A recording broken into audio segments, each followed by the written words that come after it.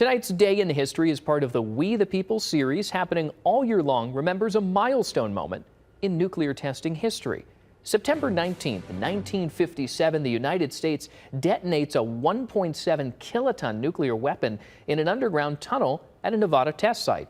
The 1,375 square mile facility, located 65 miles north of Las Vegas, the test, known as Rainer, was the first fully contained underground detonation and produced no radioactive fallout. The results of the test provided the basis for the Limited Test Ban Treaty, which banned atmospheric nuclear weapons tests and established systems to monitor nuclear tests worldwide.